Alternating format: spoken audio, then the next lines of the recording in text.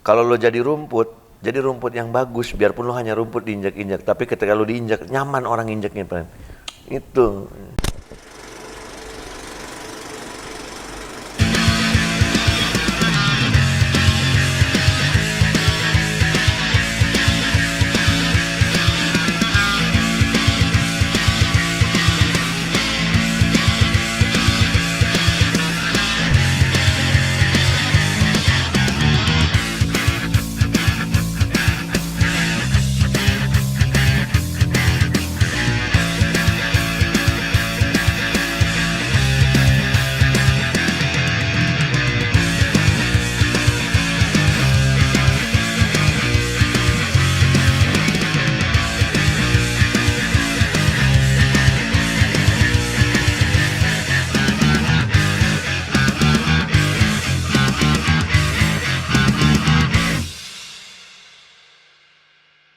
Oke, kembali lagi di Inside Issue volume 5. Kali ini kita kedatangan tamu yang sangat luar biasa. Siapa dia? Ini dia, Buluk Superglad. Yeah. Oke. Mungkin nggak ada yang tahu lagu-lagu ini, ada juga yang tahu. Kalau mau mengingatkan tentang Superglad eranya, gue kasih refnya ya. Siap. Satukanlah cinta kita. Walau hati ini lelah, beranikan untuk jalani hidup dari semua perbuatan kita. Tuh dia refnya, satu judulnya. Oke. Thank you. Apa kabar, Om? Sehat dong. Sehat. Sehat kita. Alhamdulillah, puji Tuhan sehat. Aku tuh terakhir tuh ketemu Om Bul tuh 2015. Mencet 5 tahun lalu ya? Iya, itu waktu ulang tahun Superglad itu di Rolling Stone. 13 tahun. 13 tahun. 13 tahun Superglad tuh. Iya, itu terakhir aku ketemu Om Bul sama Pak Ade, Ya. sama Mas Dadi, Om Akbar. Oh, sekarang ketemu lagi kita. Setelah 5 tahun ya? Setelah 5 tahun. Asli. Dipertemukan di podcast Inside. podcast. Oke, thank you. Thanks to Inside. COVID ini. Oke. Itu dong Om, ceritain dong perjalanan Om Bul tuh di Ya. dunia musik tuh seperti apa sih? Kayak awal karir ya? Ya, awal kali Om. Wah, ini cerita yang boleh dibilang panjang nih, cuy. Ya, nggak apa-apa. Jadi Kita dengerin kok. awal karir gua sebenarnya mengenal musik itu pertama kali itu gua akhirnya mengerti tentang ini jenis musik apa itu tahun 88. Sebenarnya dari tahun 80-an awal gua udah tahu musik dari keluarga. Jadi kakak gua yang dengerin ini, bokap dengerin ini, kakak gue yang satu lagi dengerin ini dari genre-genre yang berbeda. Yang akhirnya gue mau nggak mau dalam satu keluarga yang setiap kamarnya punya sound system, yang ini muter Duran Duran, yang ini muter Led Zeppelin, yang ini muter Elvis, yang ini muter Degung Sunda. Iya.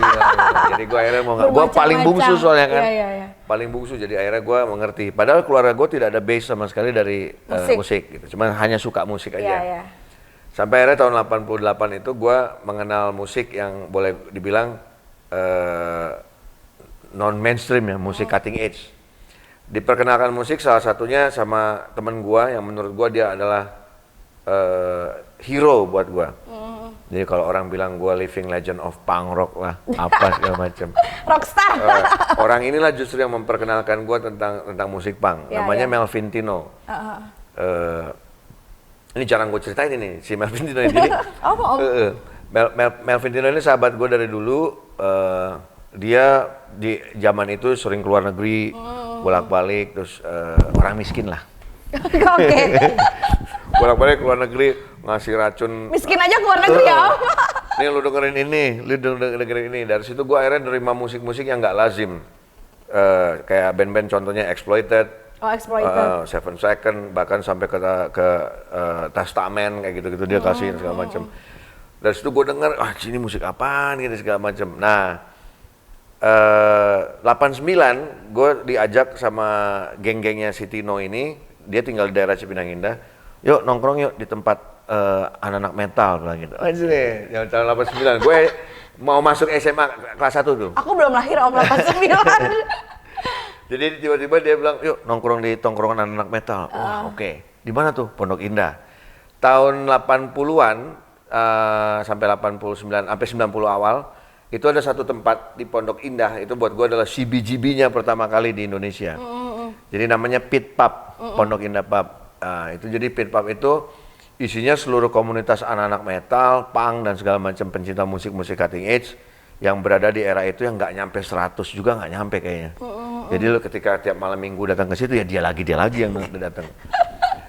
Di situ tuh gue akhirnya kelihat tuh band-band yang sangat absurd buat gue.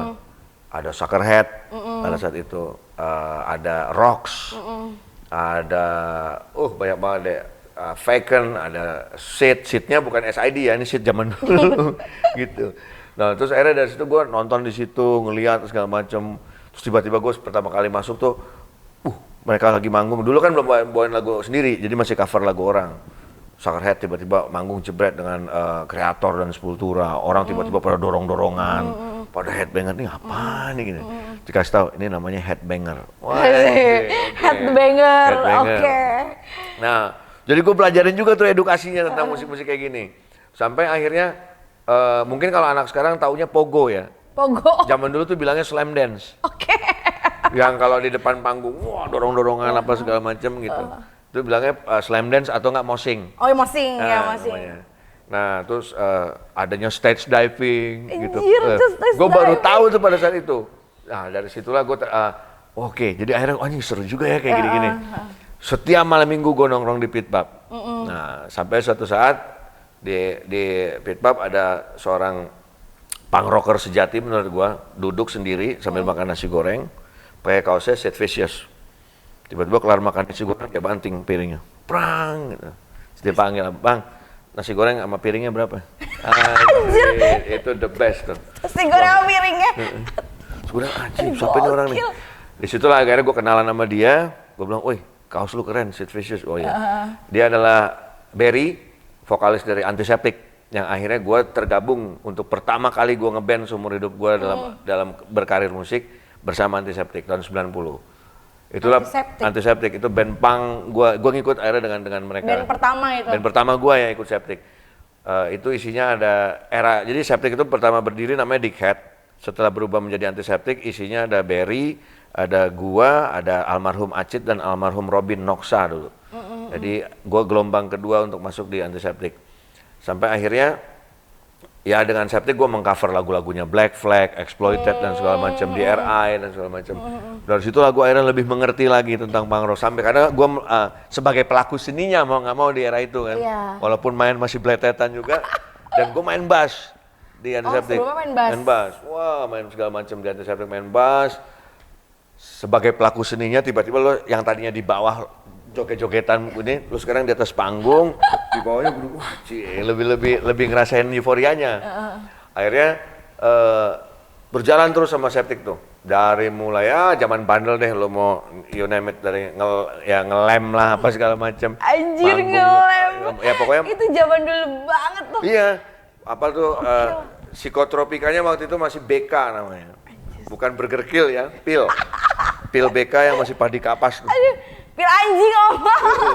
Pil anjing, buat anjing gila itu benar. Benar untuk zaman gue SMA tuh om, pil anjing. Dulu 1.000 perak isi 9. 1.000 perak. 1.000 perak dulu isi, namanya 1 tik. Beli dong 1 tik itu 1.000 dulu. Gila. Nah itu, wah itu emang kayak anjing gila ngeces. Bengong dikit lagi ngobrol gitu. Itu jadi ngeces tuh. Nah itu ngalamin itulah perjalanan itu. Sampai akhirnya 94. Itu gue udah lulus SMA, gue bikin studio di rumah. Akhirnya gue lebih memperdalam musik kan, bikin studio di rumah, disupport sama keluarga. Nah, anak-anak Septic suka nongkrong situ dan segala macam. 94 itu datang sebuah gerombongan anak muda juga latihan. Etnis Tionghoa nih datang semua. Naik ke atas ini ngomong sama gue. Mas, mau latihan studio kosong nggak? Oh, kosong. Tapi pas gue ngeliat, naik atas bajunya Fugazi, naik lagi Sonic Youth, naik lagi Public Enemy. Anjing, gak usah keren-keren amat nih gue kata ini. Etnis Tionghoa semua nih. Tiba-tiba mereka mendendangkan sebuah lagu ketika gue lagi di ruang operator. Mereka main tuh, dung dung ding dung dung dung ding dung dung dung. Wah, anjing dia bawain Fugazi. Disitulah Waiting Room pertama kali terbentuk. Waiting Room tuh dimulai dari situ. Dari situ. Isinya yang pertama kali negor gue yang etnis Tionghoa pertama adalah Eka Anas yang Iya, punya Eka band Anas. The Brandal sekarang. Iya, Eka Anas. Albert Kurniawan, anak Lapa Gading asli, ya kan. Juan Rosid, anak Lapa Gading asli, isinya anak sumber knalpot sini semua nih, dekat sama Inside. Nah di situ gue akhirnya kenalan dengan mereka, ngobrol, gue bilang, anjing lu keren banget boy ini ya, gitu. Lu mau nggak manggung? Jadi waktu itu gue kenalan sama Mas Dodi Katamsi, El Pamas. Dia suka bikin acara reguler di Margonda Cafe, Margo Cafe namanya. Depok. MG Cafe di Margonda, itu reguler setiap hari Sabtu. Jadi siapapun boleh main ke situ, kalau nggak salah bayar 20.000. Kita bisa main 20.000 manggung cuy, bukan latihan ya gitu. Kalau nggak salah gue lupa tuh. Nah akhirnya gue daftarin, mau main gak lu di MG Cafe? Boleh. Akhirnya gue bilang ke Mas Dodi, gue ada band nih mau main di MG Cafe, nama bandnya apa? Gue lupa, mereka tuh waktu itu latihan nyebutin nama band apa. Kalau nggak nama pertama kali itu mereka tuh Tam Tam Jam. Tam Tam Jam? Terus gue ingetnya mereka mengcover lagunya Fugazi judulnya Waiting Room. Oh. Gitu, jadi dung dung ding dung itu judulnya Waiting Room. Oke. Jadi gue bilang ke si Mas Dodi, nama bandnya Waiting Room. Gua bilang Jadi gitu. Waiting Room tuh tercipta karena sebuah judul lagu. Iya, dari lagunya Fugazi. Karena gue cuma ingat lagu itu doang pada saat itu. Oke. Terus akhirnya, nyelip. di daftarin ke sana, mainlah si Waiting Room di sana. Yang sampai akhirnya tim anak-anak Waiting Room tuh malah bertanya sama gue, lu mau nggak gabung sama kita nih jadi vokalis juga, jadi vokalis berdua. Oke. Gua sama Eka. Ini lah 80s. Terus si Septic ini ada di jalur beberapa personil yang jalurnya nggak sejalan sama gua, lebih ke jalur hitam. Itu Ang di Antiseptik vokalis? Basis. Oh basis. Basis di Waiting Room gua vokal. Akhirnya gua memutuskan kayak gua lebih serius sama Waiting Room aja lah pada saat itu. Tahun 97 akhirnya Waiting Room merilis album self-title. Berubah genre dari hardcore menjadi ska-core. Jadi ada ska-skanya, ada hardcore-hardcorenya. Desain cover dibuat oleh Aryan Seringai. Tahun 97. Saat Aryan masih menggambar warna-warni ya, belum hitam putih doang, belum monokrom Aryan gambarnya. Gitu dan maskot buaya Satu circle lah ya itu sama Aryan. Maskot buaya skanya dibuat sama Motul, seorang komikus hebat Indonesia saat ini. Dia yang bikin Kapten Bandung, yang bikin segala macam. Nah, dia yang bikin maskot si buaya ska. Kalau penasaran, Waiting Room baru ngerilis digital. Lu buka tuh Waiting Room, ada buaya langsung keluar. Nah, itu yang bikin Motul, artwork yang bikin Aryan. Gitu. Oh, oke. Nah, 97 Waiting Room ngerilis itu ironis.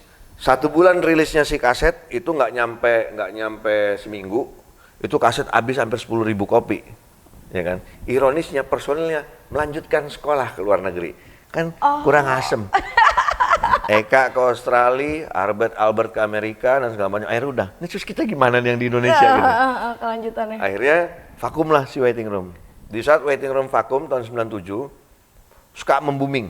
Dulu tiba-tiba Eka sudah mendengarkan jenis musik apa, si ini sudah mendengarkan jenis musik apa, gabung, jamming, tiba-tiba, kok jadi acid jazz gini, gitu. Akhirnya sudahlah, berubahlah si genre Waiting Room menjadi acid jazz. Ajaib kan? Tapi dengan genrenya berubah ini, sign kontrak kita dengan Aquarius. Akhirnya band dari bawah ini bisa sign kontrak dengan major label besar. Iya, major label gede. Saya dengan Aquarius dan segala macam sampai akhirnya gue kenal dengan seluruh musisi-musisi besar Indonesia di Aquarius. Waktu itu ada Melly Guslow, yang akhirnya gue diajak kolaborasi di Ada Apa Dengan Cinta. Oh iya, kan tapi collab di situ. Ada ADC pertama, kalau ada yang tahu lagu Truly Madly Deeply Hate You. Yang itu gimana tuh lagunya? ada bagian rapnya yang so what, reason, exhibition, you want produce retribution, itu suara gue. Itu Ang? Iya, suaranya itu di situ pun masih Truly Madly Deeply Hate You, rap voice by Buluk Waiting Room. Belum Buluk Superglad, masih Buluk Waiting Room. Oke. Gitu. Nah, udah. Aku baru tahu loh, Ang. Nah, itu tahun ADC itu 2000 berapa? 2002 ya? 2000 ya? Iya, sekitar segitu sih. Ya itu enggak sih, Om, 2000 lebih itu. Ya, 2002 ya. Nah, itu gua akhirnya kenal sama orang-orang yang lebih sudah profesional di dunia musik.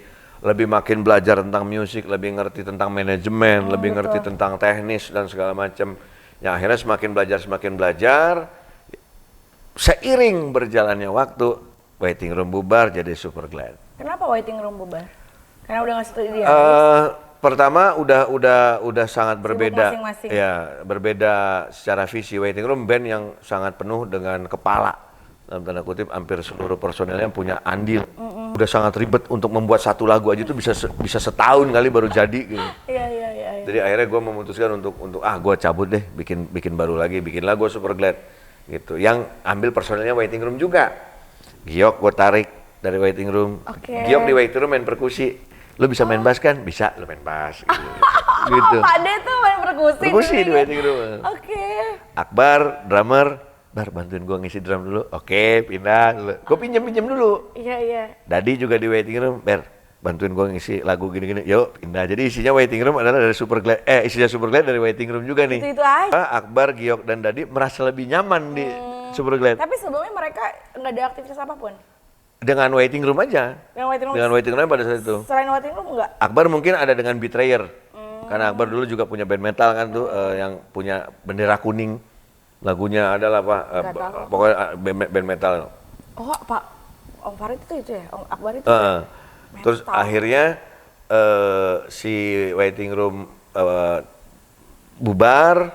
Eka pun akhirnya membuat The Brandals. Ya kan, gua juga akhirnya aktif dengan si Super Glad-nya, udah terus. Nah, si Super Glad tahun berapa? 2003. 2003 ya. 2003. Nah, karirnya si Super Glad ini boleh dibilang mulus. Walaupun awalnya ngendet-ngendet, kayak misalkan gua ngerilis EP pertama kali itu gua menggadaikan mobil gua kepada Emil Ibal Naif, basisnya Naif. Gitu. Gua menggadaikan mobil gua ke dia untuk merilis extended play-nya si Super Glad. Gitu. Nah, akhirnya dengan rilisnya si EP, Super Glad tiba-tiba menjadi MTV eksklusif artis tanpa hujan tanpa angin. Kepilih jadi MTV eksklusif artis. Iya. Mereka nelfon, Mas punya video klip? Punya, padahal nggak ada gua.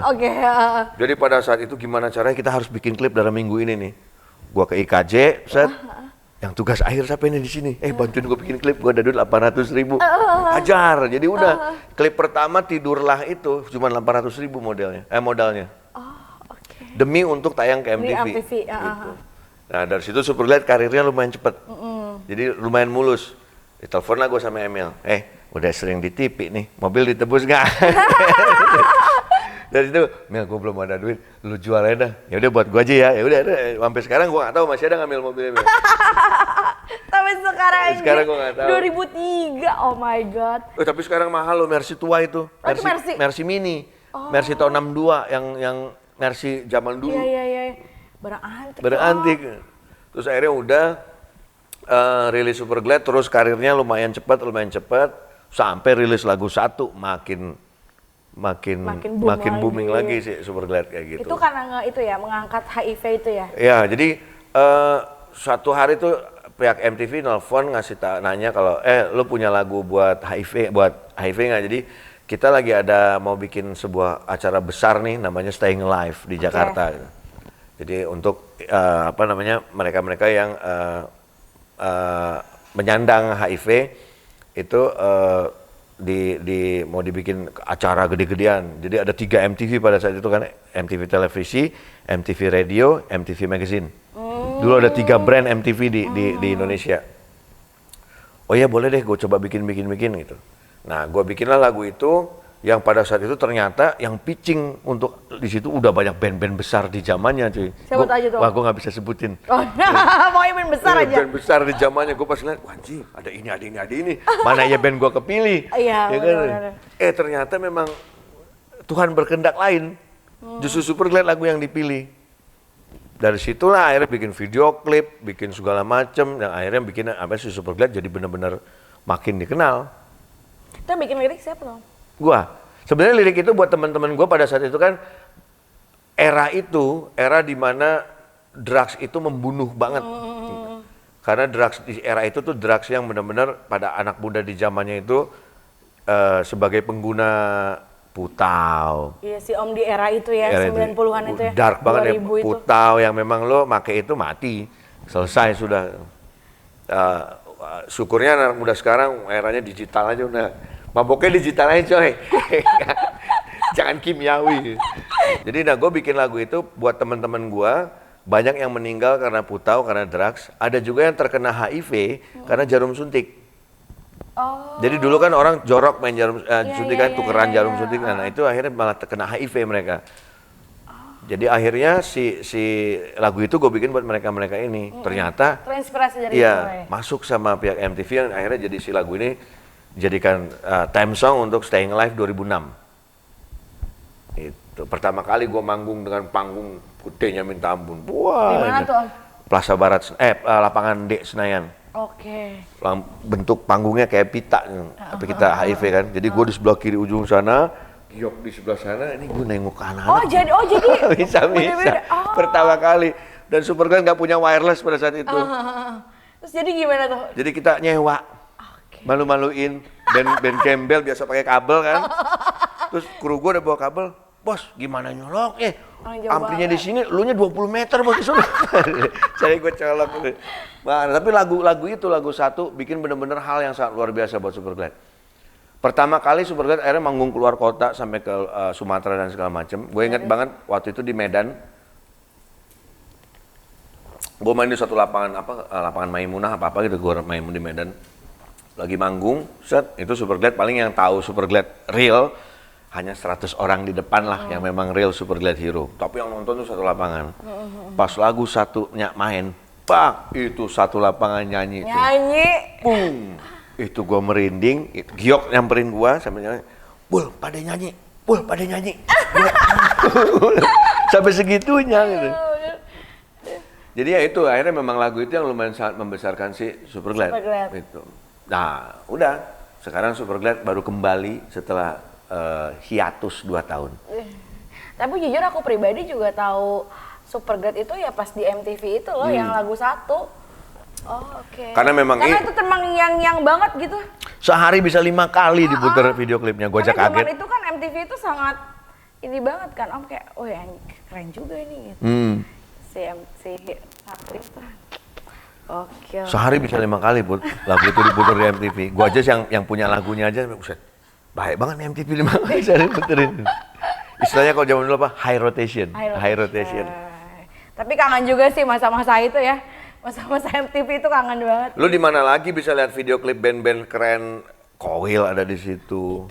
Pure Saturday. Iya, Pure Saturday. Ada Alternative Nation di acara itu. Dangdut pun ada, ya kan? Salam Dangdut. Salam Dangdut. Itu segala macam. Jadi benar-benar ada channel TV yang mewakili semua ada jenis wadah musik, ada ya. wadah pada saat itu. Gitu. Terus Om, lu tuh kenapa memilih genre punk rock? Nah, genre yang paling awalnya ya jadi gini. Gua pertama kali suka musik punk itu nadanya simple, gampang dinyanyikan buat gua. Kayak misalkan lu Ramones lu dengerin cuman It's 24 hours ago, I wanna be sedated. Anjing enak ini lagunya semangat gitu. Terus kayak Sex Pistols, let's say dia nyanyi dengan lagu lagu cintanya I'm a lonely boy. Enak gini nih. Di saat itu musik metal yang gue dengerin juga, tapi rada susah buat gue pada saat itu kan. Anjing gimana caranya musik metal mesti nge-growl. Testament mesti begini misalkan jadi yang kayak Never fight, I can't fucking you gitu aja susah. Gue kayak gak bisa pada situ.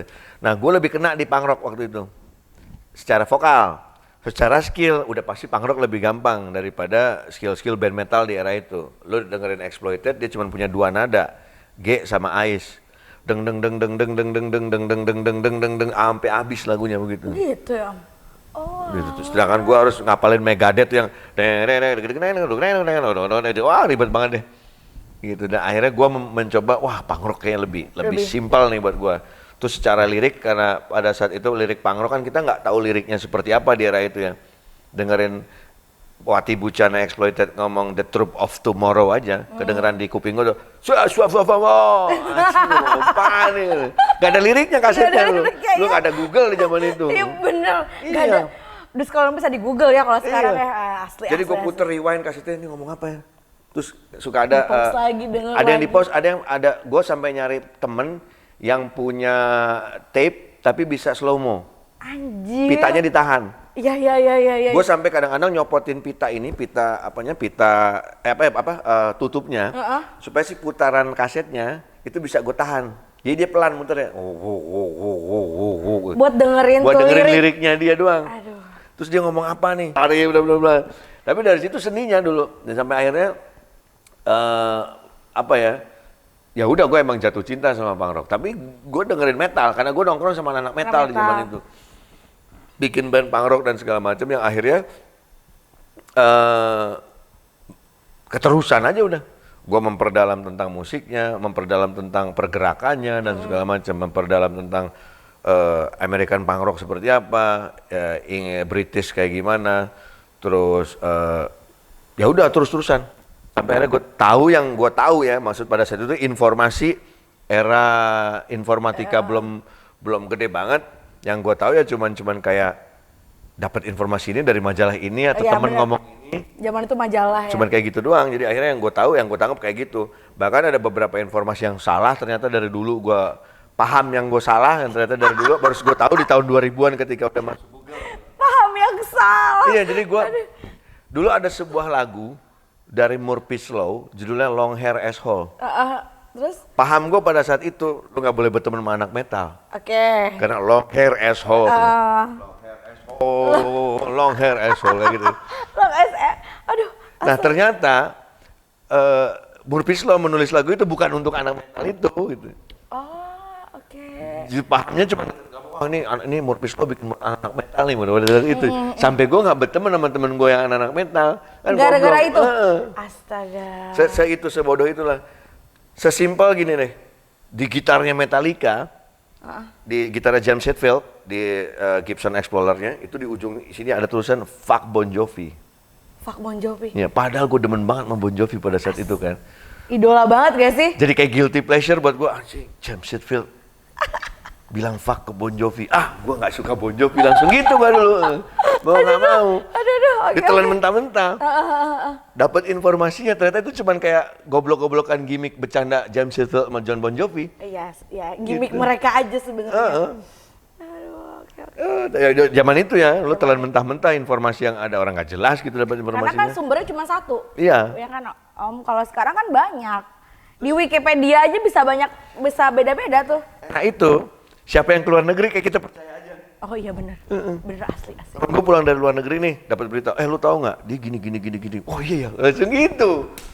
Padahal itu fake. Belum tentu. Iya, mungkin dia juga di luar negeri dapatnya cuman hoax doang atau gimana gitu. Iya, sih gini. Padahal itu bohong. Jadi dia pulang ke Indonesia, gue kemarin habis ketemu ini, dikata dia di sana Anthrax tuh dilemparin manggung kemarin sama Agnostic Front, nggak diterima di CBGB lah segala macam ini. Oh iya? Kenapa emang? Soalnya dia dicap jadi kayak Hollywood underground kayak gitu-gitu. Cialah. Gue kagak tahu bener apa kagak pada saat itu. Gitu. Tapi ya udahlah, percaya aja gitu. Aduh, terus Om Bu tuh kenapa sih itu banget jadi vokalis gitu? Memilih vokal. Oh iya, memilih vokalis gitu. Kan sebelumnya katanya pegang bass. Di waiting room kecelakaan ya, karena memang mereka menawarkan lu nyanyi mau nggak kayak gitu ya udah. Tapi saat itu Om pede aja gitu. Pede aja cuek gitu. Terus akhirnya secara arogannya gue sadar kalau gue bisa nyanyi ternyata. Gitu. Tadinya kan gue nggak tahu gimana ini. Terus ya secara cing gue bisa nyanyi ternyata ini. Kenapa gue nggak nyanyi ya gitu. Ya udah akhirnya gue memutuskan gue pas di Superglad gue memutuskan udah gue mau jadi di waiting room juga sudah jadi vokalis, di Superglad juga udah gue bisa sambil nyanyi. Karena dulu gue punya studio, mau nggak mau gue bisa segala jenis instrumen walaupun tidak jago tapi gue menguasai lah. Gitu kayak drum gue bisa, bass gue bisa, piano gue bisa. Belajar lah Om ya. Gue tahu biola, gue tahu cara mainnya segala macam. Tapi akhirnya karena gue bisa, ya udah kenapa nggak sekalian gue coba gue nyanyi. Kayak di Superglad kalau lo dengerin ada beberapa lagu yang ada string sectionnya itu gue yang main sebenarnya. Itu Om. Iya, kayak putar kembali. Cereng itu gue yang main gitu. Multi talented banget ya Om. Daripada gue bayar ADMS mahal. Daripada gue bayar ADMS gue bayar sendiri. Iya. Aduh, oke. Aduh, terus menurut Om nih pergerakan musik punk itu gimana sih Om dari tahun ke tahun? Sebenarnya musik punk So gini Om, wadah kan sekarang udah jarang ya Om. ya. Wadah untuk apa kayak dulu kan ada MTV apa segala macam. Terus kan juga sekarang dari tahun ke tahun tuh kayaknya musik tuh berubah-berubah, K-pop, pop, apalah segala macam gitu. Mau tau gimana? Sebenarnya yang memang sebagai rockstar di punk rock sendiri ini. Sebenarnya kalau kita ngebahas punk rock itu memang benar sebuah semboyan punk's not dead itu benar-benar ada. Jadi punk itu nggak pernah mati. Sebesar-besarnya musik yang lagi digandrungi di dunia, let's say di era 90-an Seattle menguasai genre musik sedunia ya, dengan lahiran Nirvana, Pearl Jam, Soundgarden dan segala macam. Hampir seluruh Bay Area Amerika tuh yang ada Metallica lah segala macam, metal dan segala macam itu dikuasain sama Seattle pada saat itu. Sedunia malah. Bahkan British pun mengeluari British popnya dengan Oasis dan segala macam, tetap warnanya punk rock. Basicnya dari situ. Sebenarnya buat gue ya, gitu. Separah-parahnya Nirvana mungkin awal-awal seorang Kurt Cobain ketika dia bawain lagu di segala macam karena memang dia punya ciri khas yang luar biasa, ya kan, attitude yang keren. Nirvana juga akhirnya bikin sebuah pergerakan yang akhirnya entah dia menamakan, entah orang yang menamakan, yang akhirnya mereka membilang ini adalah grunge, ya kan, grunge. Gitu. Yang sebenarnya ketika gue dengerin, basicnya deng deng cek cek jeng jeng cek jeng jeng cek cek jeng jeng. Nah lo dengerinnya Black Flag, lowe jeng jeng cek jeng cek jeng jeng cek jeng cek jeng. Patternnya sama sebenarnya secara musikalitas ya, secara nada. Cuman akhirnya secara genre jadi berbeda. Yang akhirnya orang saat ini bisa menentukan genre bandnya pun, menciptakan genre pun bisa, bahkan komunitasnya bisa menamakan si band idolanya adalah ini, band idolanya adalah ini. Ya let's say sekarang lu bilang ada stoner rock, lu bilang ada heavy rock dan segala macam. Basicnya ya Led Zeppelin nih, mau kemana-mana, Black Sabbath. Basicnya ke sana. Ya itu sebenarnya kan genre yang dinamain sama pemain bandnya, pelaku seninya, atau genre yang dinamain sama si pendengarnya. Nah jadi kalau dibilang perkembangan musik punk secara genre, ya punk's not dead sampai kapanpun. Gitu. Jadi akhirnya yang benar-benar melakukan pergerakan punk tetap jalan di jalurnya. Di luar negeri dan di Indonesia tetap jalan. Buat gue teman-teman marginal tetap menjalankan, tetap menjalankan pergerakannya. Teman-teman Vacant tetap menjalankan pergerakannya. Antiseptik masih itu antiseptik masih ada? Masih ada sampai sekarang, 20 berapa tahun, sudah 27 tahun berarti. OMG. Itu umurnya. Masih bertahan dan masih idealisme di jalurnya. Semuanya, dan itu mereka punya paham masing-masing akan pergerakan mereka. Itu yang gue salut. Itulah kehebatannya di punk rock itu. Dan hampir semua genre punya kehebatannya masing-masing. Metal punya pergerakannya, punya kehebatannya masing-masing. Burger Kill bisa mendunia, ya kan? Kayak gitu-gitu. Nah, band-band punk rock juga dari Indonesia, Turtle Junior kemarin habis kolaborasi dengan tim Armstrong dan segala macam, gitu sih buuknya. Terus akhirnya, ya boleh dibilang semua genre sebenarnya punya pergerakannya masing-masing. Hanya dalam komunitas mainstream, kuping-kuping mainstream tidak mendengar berita-berita itu. Yang mereka mendengar berita-berita lewat TikTok. Segmented kali ya Om ya. Berita-berita lewat yang akhirnya untuk generasi sekarang secara mainstream global mereka dapat berita udah nggak ada kabar lagi nih tentang punk. Nah itu mungkin bagus gitu. Untuk anak-anak milenial kayak sekarang kayak punk rock apa sih? Iya gitu maksudnya udah nggak ada kabar lagi nih tentang punk rock nih kayak gini-gini. Nggak ada kabar lagi nih. Ya eranya sama aja ketika di Indonesia ya, kita bicara di Indonesia, ketika musik Melayu naik, ya hilang semua, mau lo boy band segala macam hilang pada zamannya. Ketika girl band, boy band naik, goodbye lah, ya Korea naik, K-pop, hilanglah musik Melayu. Gitu. Folk yang di tanda kutip folk yang sebenarnya jenisnya menurut gua adalah pop, folk dan pop. Yang akhirnya orang membilang itu adalah kopi senja, ya ini lagi naik ya si kopi senja inilah yang ada naik gitu. Itu. Gue senang sama statement dari sahabat gue, Andre Tiranda dari Siksa Kubur. Lu bilang itu kopi senja Irish pop, folk apalah segala macam. It's only a pop music, benar sebenarnya. It's only a pop music. Lu mau bilang itu apalah suges apa gitu. Gue anjing bener juga sebenarnya ini sebenarnya basicnya pop. Pop. Gitu ya, sama aja kayak misalkan kalau gue pribadi ya, pendapat gue misalkan orang bilang, oh ini gue harmonic death metal,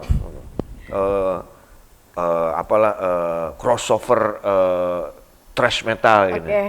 It's only a heavy metal music kayak gue gitu. Basicnya di situ. Kayak gitu. Buat gue ya, jadi maksudnya orang punya pendapat beda-beda. Cuman ya kalau gue ngedengerin itu ya roots-nya yang menciptakan punk siapa, menciptakan metal siapa, ujung-ujungnya kan musik sebenarnya lahir dari situ. Iya.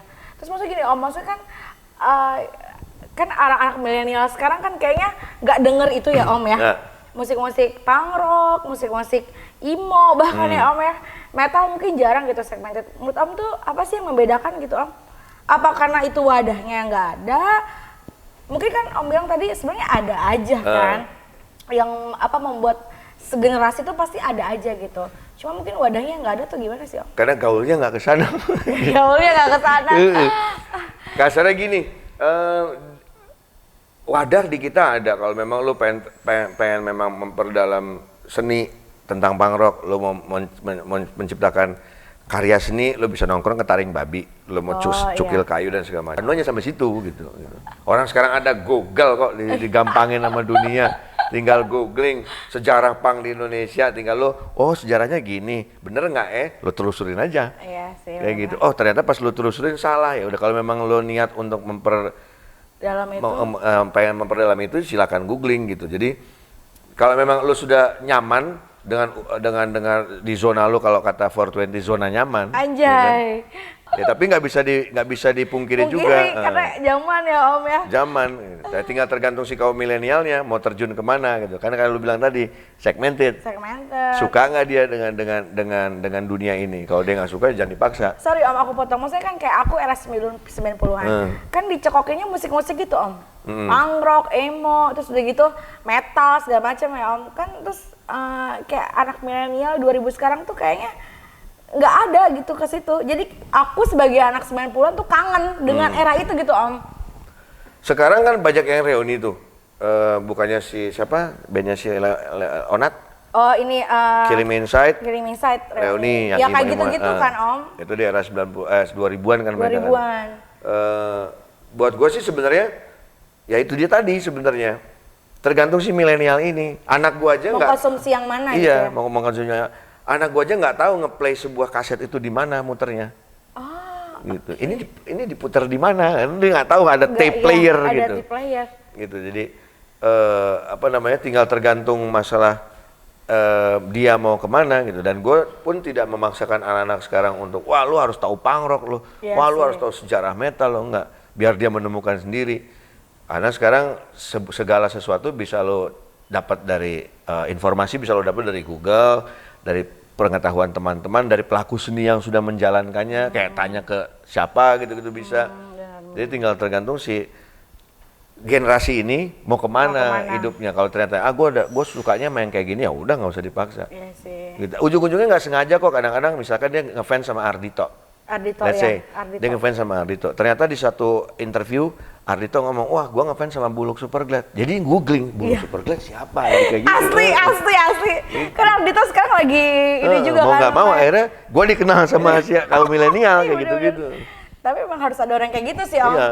Mungkin cara memperkenalkan seperti itu, gitu sih. Terus Om tuh selain musik tuh ada hobi lain nggak sih? Hobi di luar musik kalau gue sebenarnya lebih ke olahraga ada. Skateboard udah pasti, dari dulu gue main skate walaupun nggak jago-jago amat, tapi gue memang main skate dan gue menikmati permainan itu sampai akhirnya gue coba-coba sok-sok extreme style yang mengakibatkan kecelakaan fatal di tahun 96. Apaan tuh Om? Ankle atau apa? Dislok? Wah itu masih mending cemen. Apaan tuh Om? Hilangnya testikel. Anjir. Nih, sisa satu gua. Ininya sisa satu. Monokotil gua jadi. Astaga. Jadi, tapi masih berfungsi dong, Om? Berfungsi, gua punya anak buktinya. Itu kan tahun 96 terjadinya. Jadi waktu itu masih diri? Masih. Oh, masih diri. Jadi itu gimana ceritanya, Om? Dulu kan ya papan masih belum papan-papan zaman Proper sekarang ya, gitu lah ya. yang double tail dan segala macam. Dulu papan-papannya masih dengan standar papan-papan era awal yang dengan size yang besar. Ya. Gua dulu pakai papan alpha. Nah, di saat lo style itu cuman ada beberapa style doang, belum se ekstrim sekarang. Cuman slide ke tangga itu sudah mulai tren di zaman itu. Oke. Slide ke tangga segala macam. Gua secara skill masih pas-pasan dalam bentuk paling 180, ollie standar gitu-gitu masih aman lah.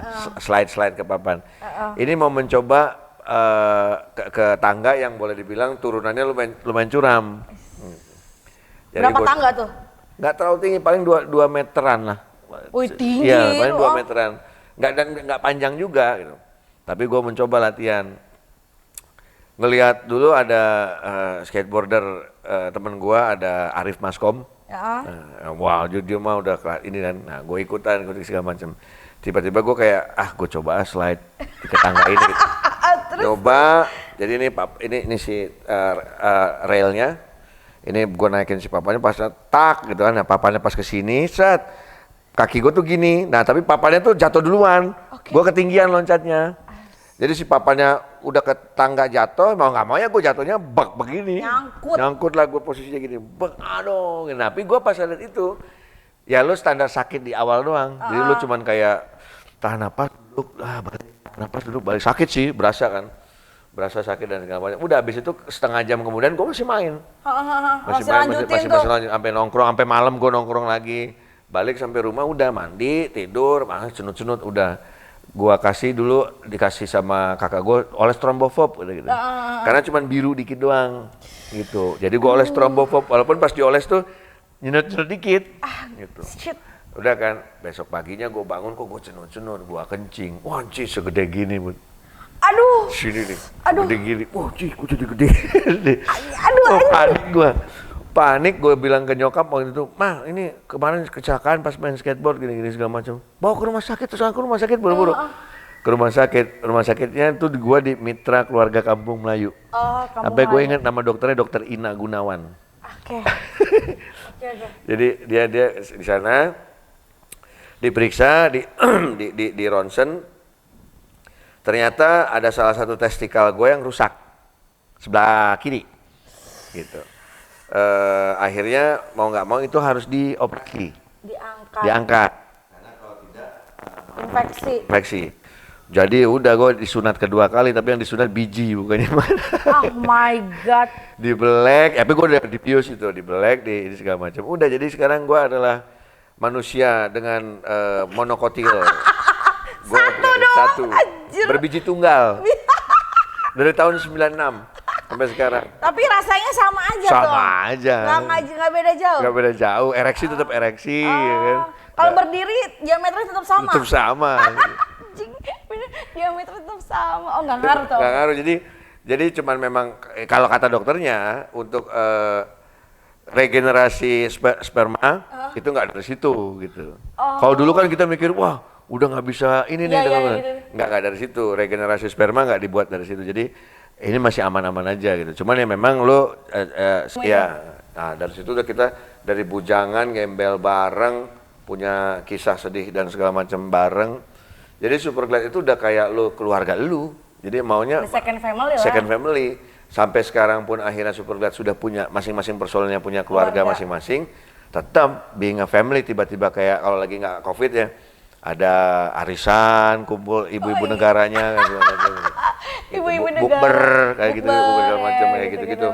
Tetap ada gitu. Nah, jadi akhirnya ya udah, lo sekarang di Superglad tuh udah nemuin fase di mana lo mau manggung tuh nggak perlu latihan. Udah nemu fase itu. Saking udah lagunya apa aja, ini. Oke. Terus yang disambung ini mah ini. Di sini gimmick yang ini ya, di sini gimmick yang mana? Gimmick yang waktu kita main di Jogja. Oh, oke. Masih ingat tuh. Astaga. Saya nggak ingat deh, yang mana yang Jogja? Yang lu solo dulu, terus Giok masuk. Oh, oke, gitu. Gitu. Jadi udah Tapi sempat. chemistry kalian tuh kuat juga ya? Udah 19 tahun. 19 tahun Jadi udah itu. Jadi bahkan krunya karena temen juga dari kecil, lu perhatiin tidak pernah Superglad soundcheck. Karena krunya udah khatam semua sama settingan playernya. Gokil. Jadi ketika ada panggung, Superglad main, pagi kru soundcheck, udah gua malam datang tuh terima bersih udah enak bunyinya gitu. Karena krunya udah khatam. Udah kata Nah, kekurangannya ketika salah satu ada yang sakit, terus diganti kru baru. PR tuh. Pasti di lagu pertama kedua ada aja tuh trouble kayak gitu. Tapi ya masih bisa disesuaikan lah. Bahkan manajemennya, cuman saat ini manajemen Superglad berubah. Karena manajer Superglad yang pertama itu Benny Barata yang sekarang memegang sebuah band bernama Noah. Oh, pegang Noah. Nih, Noah sekarang Benyo. Boy Salman sekarang sudah di Sony. Terus ada Marcus Adolphus, dia dia manajernya Geisha dan The Massive. Jadi hampir semua yang berada di manajemen Superglad dulu sekarang udah semakin sukses, semakin maju. Jadi akhirnya Superglad sekarang regenerasi di manajemennya aja. Kayak gitu-gitu. Jadi memang lebih di timnya di manajemen aja. Tapi kalau secara kru dan segala macam tetap jadi orang lagi. Bahkan kadang-kadang kalau manggung, saking kangennya manajer-manajer lama, misalkan kayak kasus sama si Office, gue main di Medan beberapa bulan lalu sebelum COVID. Dia lagi nggak ada kerjaan. Guys, main di Medan ya? Aku ikut dong. Ya, budget tiketnya cuma 12 orang habis. Gua beli sendiri, gua ikut kayak gitu-gitu. Segitunya. Jadi dia ikut, dia bantuin Superglad as a manager, dia beli tiket sendiri, dia nggak dibayar. Berarti segitu kecintaannya sama Superglad Iya, ya? betul. Akhirnya sampai kayak gitu. Lu nggak, The Massive nggak main? Nggak, Geisha juga lagi kosong, jadi gue ikut lu aja ya udah. Tapi gue nggak bisa bayar lu Fis gini. Oh santai aja, kita reunian gitu ya udah. Tapi itu yang membuat jadi lebih solid ya Iya. Om ya? Lebih terjalin itu gitu. Nah terus itu Om, kalau di Superglad itu balik lagi tuh lo yang bikin lirik gitu Om? Ya lirik hampir 90% lirik, musik, aransemen, gue yang kerjain. Itu lirik, kalau Om bikin lirik itu terinspirasi dari apa sih Om? Pengalaman pribadi atau dari Ada yang keluarga, dari teman? 50% pengalaman pribadi banyak. Ada yang gara-gara temen, ada. Ketika setan berteman itu gue waktu itu sempet. Sumpah Om, ketika setan berteman tuh di otak tuh. Jadi ketika itu setan ya, berteman. disangka orang itu lirik negatif. Padahal ketika setan lirik positif yang mengajak kita tidak berteman dengan setan. Karena ketika kita berteman dengan setan, hilang semua rasa cinta. Padahal yang kuinginkan sinar yang terang dan suci. Message-nya ke situ. Iya, ke situ. Gue waktu itu ketika bikin lirik ketika setan berteman itu bener-bener lagi dalam di dunia gelap, perjudian, wanita dan segala macam itu lagi gue jalanin di tahun itu. Judi. Gue tuh you name it, dari balapan motor, adu burung, adu ayam, ngadu cupang, judi bola, ya semua judi deh. Gua jalanin dulu. Cewek sana sini ganti-ganti dan segala macam. Jadi lagi dalam tahap dunia hitam. Suatu saat bokap gua masuk rumah sakit dan gua nggak tahu. Gua lagi berada di daerah Gajah Mada sana yang. Apa lagi manggung? Enggak, mending manggung. Lagi main. Lagi judi, lagi segala macam, lagi ini. Bokap sakit dan kemarin gue nggak tahu. Dan akhirnya gue lagi berada di luar rumah dan nggak nungguin bokap di rumah sakit. Bokap tuh lagi di rumah sakit, cuman gue udahlah, kita juga sembuh, mikirnya gitu. Ternyata tiba-tiba dapat kabar dari Juan tuh gitarisnya Waiting Room, yang nyariin gue ke rumah teman gue se-Rawamangun dan segala macam, dicariin dulu, gue ditinggal di sana. Nggak nemu. Buluk di mana sih? Nggak ada. Malam-malam gue pulang, Juan manggil. Lu cariin lu, kenapa? Bokap tuh udah koma atau gitu. Oh ya udah. Gua ke rumah sakit sama Juan sama anak-anak, sampai rumah sakit ternyata bokap udah meninggal dari jam 9 malam. Wah, dari situ gua benar-benar yang kayak menyesal. Sakit apa Om? Memang udah komplikasi, ada jantung, ada diabetes dan segala macam. Tapi sering bolak-balik masuk rumah sakit. Jadi gua pada saat itu yang berpikir gua ada juga sembuh gitu. Menyesal gua luar biasa sampai akhirnya Sorry Om, berarti Om datang ke rumah sakit? Nah, Papa udah nggak ada? Udah nggak ada. Dari jam 9, gua tuh baru ke rumah sakit jam 2 pagi kali baru nyampe. Jam 9 malam? Jam 9 malam tuh bokap udah nggak ada. Dari jam 7, Juan tuh udah nyariin gua. Nyariin kakak gua tuh bilang ke Juan, cariin Buluk di mana tuh, suruh ke rumah sakit, bokap udah gini. Maksud gua supaya keluarga ngumpul semua nih, maksud kakak gua. I see. Akhirnya gua tidak melihat hembusan terakhir bokap. Yang gua nangis, gua benar-benar merasa berdosa, bersalah. Gue bikinlah beberapa hari kemudian, waktu kan terus berjalan walau hati tak bisa. Itulah jadi ketika setan berteman. Gue lagi berteman sama setan pada saat itu kayak gitu. Jadi lo semua jangan berteman sama setan. Ya bahaya coy. Nah udah. Ada yang dari kejadian hari-hari yang lagi up to date. Teen Flick Rocker contohnya. Gue sama Jimmy bikin itu. Jadi pada saat itu seluruh film teen, film remaja itu diperankan oleh Nicholas Saputra, Vino G. Bastian, Tora Sudiro, Di era itu ya. Lukman Sardi. Iya, Lukman Sardi. Makanya tatapan mata kami setajam Nicholas Saputra dengan jaket lusuh berbadan tegap Vino G. Bastian gitu. Menyenangkan ala humor Tora Sudiro, gue lupa lirik pokoknya itu deh yang gue bikin. Jadi memang gue ya ada yang dari up to date kejadian sekarang gitu. The Alay contohnya lagi fenomenal alay-alay di acara pagi hari. Akhirnya gue naikin sebuah lagu judulnya The Alay, ya kan. Banyak istilah zaman sekarang, ada yang bilang lebih jadi lebay gitu. Anaknya itu ada SKRG, GRUG, MSK bukan PSK gitu. Nah, SKRG, GRUG, MSK itu, waktu itu gue siaran di Trax FM. Pagi-pagi itu ada. Om tuh dulu sempat jadi penyiar radio, radio di Trax ya? Di Trax. Tiba-tiba ada SMS zaman dulu kan. SMS ya? Om minta lagu ini dong, SKRG, GRUG, MSK. Apaan minta lagu ini SKRG, GRUG, MSK? Telepon orangnya gue. Lu maksudnya apaan sih ini SKRG? Enggak om, ini sekarang guru gue nggak masuk. SKRG, GRUG, MSK. Nah akhirnya gue angkat itu jadi sebuah lirik, wah ini fenomenal nih. Gue angkat lah si judul lagunya The Alay. Udah, jadi lirik hampir kebanyakan kayak gitu. Ada yang dari pengalaman pribadi, ada yang dari lihat dari keadaan sekitar, ada yang macam-macam.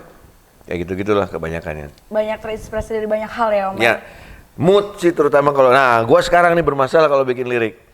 Pertama, gue udah tidak sesering nongkrong kayak dulu. Akhirnya lu ketika bikin lirik, lu berada di rumah, anjir, temanya apa yang harus gue bikin nih? Bingung, aduh. Buka Instagram, apa yang lagi rame nih? Kayak gitu-gitu ya, kayak gitu-gitulah. Ya cuman itu jadi ada keterbatasan sebenarnya. Cuman akhirnya gimana caranya? Keterbatasannya gue tetap patahin, harus karya, kayak gitu-gitu. Dari situ om ceritain tentang Baygon itu. Itu dia. Jadi sampai gue benar-benar kayak udah hopeless. There's no way out kayak gitu, udah nggak ada jalan keluar. Hopeless, udahlah. Pemikiran bodoh gue tuh adalah menyelesaikan hidup. Ya udah, tapi ternyata kan bego coy kayak gitu. Itu nggak perlu lo tiru. Itu malah salah. Dari bawah situ, gue malah banyak belajar tentang Tunggu om, lo minum Baygon gitu? Nih ya segelas gitu. Gini lah. Apa yang lo rasain? Mati. Koma ya? Koma. Dari jam 9 pagi ketemu jam 11 malam gue baru sadar. Tapi kalau misalkan normalnya sebenarnya si dokter sudah memvonis kalau sebenarnya itu bisa mati. Emang gue belum disuruh mati. Jadi kalau vonis dokter itu udah bilang kalau misalkan ini udah nggak terselamatkan. Tapi ternyata gue selamat, hidup kembali, diberi semangat sama teman-teman, sama keluarga dan segala macam, yang akhirnya malah membuat gue banyak belajar dari situ. Nah, dengan gue banyak belajar, gue malah lebih tahu, jadi akhirnya membuat gue semakin, boleh dibilang, bukan berarti gimana-gimana, gue akhirnya sekarang ini segala sesuatu, gue berpikir lebih panjang dulu, lebih tenang, lebih sabar dalam tanda kutip. Ya udah akhirnya banyak pelajaran yang gue ambil. Nah, sekarang gue mencoba melangkah lagi dari bawah, 1-2 langkah, ya udah pelan-pelan aja, 1-2 langkah. Mungkin saat ini, kayak ini contohnya, gue dulu, lu bayangin, untuk beli sebuah produk brand, ya kan, gue sampai ke pasar untuk beli, nilai saya ini, gue mau beli produk Insight, ya kan, gue tuh beli yang bootleg sih, gitu, karena gue pada saat itu udah nggak punya apa-apa, mau lebaran, ya kan, gue kalau pakai baju yang nggak brand yang gue suka kayak gimana gitu. Akhirnya gue ke pasar pinggiran yang ada yang jual Insight abal-abal gitu segala macam, gue beli demi pride kayak gitu. Nah, pelajaran yang gue dapat ketika gue melangkah dan gue yakin suatu saat gue bisa lagi, gue pakai Insight yang asli kan sekarang jadinya kayak gitu. Ya itu sampai akhirnya Dari situ pelajaran yang gue dapet. Nah sekarang ketika lu udah bisa, lu udah mulai melangkah lagi dan segala macam, jangan lu sia-siain. Gimana caranya ini justru malah menjadi pelajaran utama dalam hidup untuk kedepannya. Jadi buat ke teman-teman semua, sama-sama kita sharing kehidupan. Yang gue share di sini adalah pembelajaran hidup gue. Gitu. Jadi mungkin aja dari pembelajaran hidup gue yang sebenarnya poinnya adalah lu jangan pernah sia-siain kesuksesan lu. Gitu. Oh, lu udah sukses, lu udah ini, jangan lu nyaman, lu jangan sia-siain. Ini ada kalimat yang sangat luar biasa yang gue dapet dari sahabat gue, Om Leo. Kalau lu jadi rumput yang bagus, biarpun lu hanya rumput diinjak-injak, tapi ketika lu diinjak, nyaman orang injaknya, Pan. Itu. Bener. Jadi kalau mau jadi bandit sekali. Ya. Jangan jadi bandit abal-abal.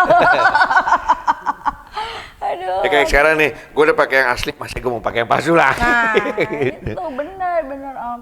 Terus trigger lo tuh apa sih Om yang membuat lo bangkit gitu? Dari keterpurukan itu. Awalnya sebenarnya teman-teman sih yang ngasih semangat. Balik lagi lah. Tapi gue masih malas. Sampai akhirnya suatu saat gini, gue ada di satu perkumpulan sharing group.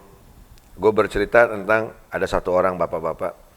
Gue bercerita tentang gini, Mas Buluk, kenapa sih Mas Buluk sampai sebodoh itu? Gini. Untuk melakukan itu? Iya, terus gue cerita, gini Om, saya tuh nggak bisa ketemu anak sekarang, gini dan segala macam. Mas Buluk nggak bisa ketemu anak? Alah baru gitu, saya diusir sama anak.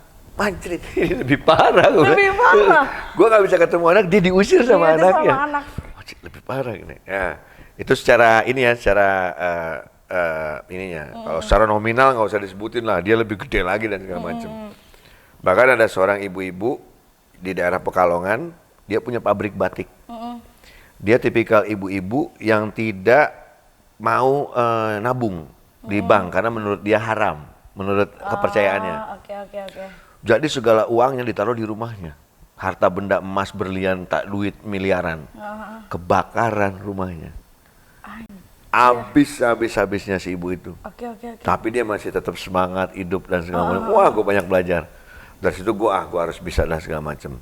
Sehingga suatu saat kakak gue nelfon, lu dicari ini sama Redbox aktif.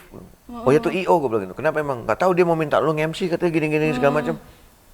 Kasih nggak nomor lu nih, gitu kan? Karena dulu gue bilang ke keluarga gue, pokoknya kalau nggak parah banget, jangan pernah kasih nomor handphone gue ke siapapun. Gitu. Karena gue juga nggak pakai handphone smart ya, gue pakai handphone gembel, handphone yang emang nggak ada cuma telepon SMS aja. Akhirnya ya udah kasih deh, nggak apa-apa deh. Nggak lama dia nelpon dan dia nggak menawarkan untuk gue nyariin lu nih, gila nih segala macam, ini sponsor pengen lu yang MC, pengen ini dan segala macam, lu dicari nggak ketemu, semua orang nggak tahu lu di mana gitu. Kenapa emangnya? Ini slang motor nih, minta lu yang MC gitu. Hah? Gitu. Akhirnya dari situ, wah gue kayaknya lumayan kali nih kayak kode buat gue untuk gue keluar lagi ke dunia itu, belakang layar dulu aja nge-MC, nggak perlu ngeband kan. Karena pada saat itu juga gue nggak punya penghasilan kan. Wah dengan gue nge-MC tour 2 bulan, wah lumayan nih penghasilannya dapet. Ya udah, gue ambil, gue jalanin. Dari situ ya mau nggak mau, sekali lu keluar gitu, 1 orang ngeliat lu, 1000 orang tahu lu keluar kayak gitu. Buluk MC, 1 lu yang ngeliat, ngomong ke sini, udah keluar, udah mau nggak mau, lu udah aktif lagi, wah udah, akhirnya udah dari situ keluar lah. Karena zaman lo menghilang tuh semua kangen, Om. rindu Buluk tuh kemana? 1 tahun 8 bulan. Iya kan, rindu banget. 1 tahun 8 bulan. Jadi perbincangan lah. Wah, ya anak-anak gitu. Yang gosipin gue macem-macem, ada yang bilang gue mati lah, segala macam. Tuh Jimmy, friend. Makanya dia pas ketemu gue tuh langsung meluk gue, Jimmy Mamalau tuh pas ketemu. Oh ya Malau. Wah gila, friend. Gue dapat kabar lu mati, friend. Anjing, mati. Kayak aku tuh sempat denger, Om Bul kemana? Mesantren, gitu. Om Bul pesantren. Sebenarnya pesantrennya ya bukan pesantrenan dalam tanda kutip, pesantren belajar ngaji ya. Ya kayak gue bilang itu, kayak sharing group. Iya. Kayak gitu-gitu. Ya itu tuh gue banyak belajar. Udah gitu. Perjalanan lo tuh ini banget ya, Om. Panjang mau berliku-liku gitu ya. Ya kalau gue mau gilanya, kayak misalnya gue mau gila, ya kayak gue bilang itu tadi. Lu dari di endorse barang tersebut, Sampai lu beli yang tahu. palsunya. Kan gila tuh. Itu titik terendah, benar-benar rendah itu. Iya. Ya, pembelajaran lah ya Iya, Om ya. pembelajaran Dari semuanya. itu semua gitu. Terus proyek ke depan nih Om, apa nih? Untuk si Superglad sendiri Ya. atau Om pribadi? Kalau Superglad sebenarnya sudah mengeluarkan EP. OIP. Cuman kita akan ada single, nanti akan dirilis single dalam bentuk video klip dan digital. Itu buat kalian yang kangen sama nada-nada lagu seperti Satu, yang slow, Ya. tema cinta, itu akan dikeluarkan sama Superglad besok, karena kemarin Superglad lumayan rada kenceng. Superglad akan membuat tema-tema lagu cinta, 1 lagu doang. Kausa tanggal 9 Oktober merilis album full. Gitu. Terus udah dari situ sih planning gua ngejalanin kedua band ini berbarengan supaya gua nggak bingung promonya. Terus kita tunggu sampai kapan pandemi kelar, baru gue bisa punya planning tour apa lagi itu. Itu planning ke depannya.